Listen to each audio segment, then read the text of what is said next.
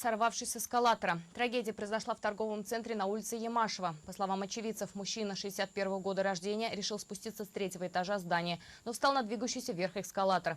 В итоге посетитель не удержал равновесия, перевалился через поручни и упал вниз на идущего человека. От полученных травм 54-летний казанец скончался на месте. Второй мужчина попал в больницу с переломом ключицы и сотрясением мозга. Альбина Салгараева с подробностями. Хлопок такой резкий, шлеп, как будто пакет мусорный взрывает же.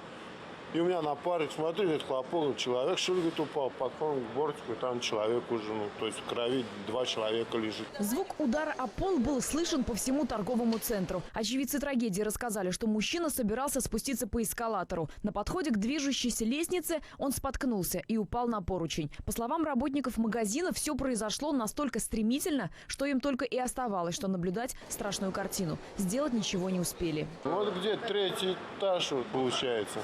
На перила его, облокотился, повис. И получается... Он где-то 2 метра еще на пузе получается вот так шел.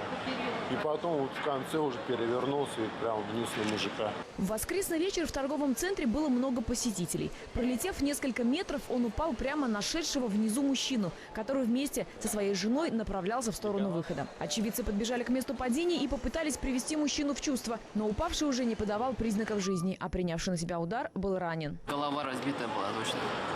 Еще живой был. В сознании был? Да, в сознании. А другой нет, уже все умер. У него сразу кровь у этого пошла, очень такая прям, очень много крови. В результате падения мужчина скончался еще до приезда медиков. По предварительной информации, фатальным для погибшего стал удар головой о кафельный пол. Второй потерпевший получил сотрясение головного мозга и перелом ключицы. С места происшествия он был срочно доставлен в 7-ю городскую больницу. Теперь следователям предстоит выяснить, по каким причинам 54-летний мужчина сорвался с эскалатора. Альбина Салгараева, Максим Голубцов, Алексей Шкурко. Столица. Об этом и многом другом вам расскажут сегодня корреспонденты программы «Чрезвычайка» в 18:45.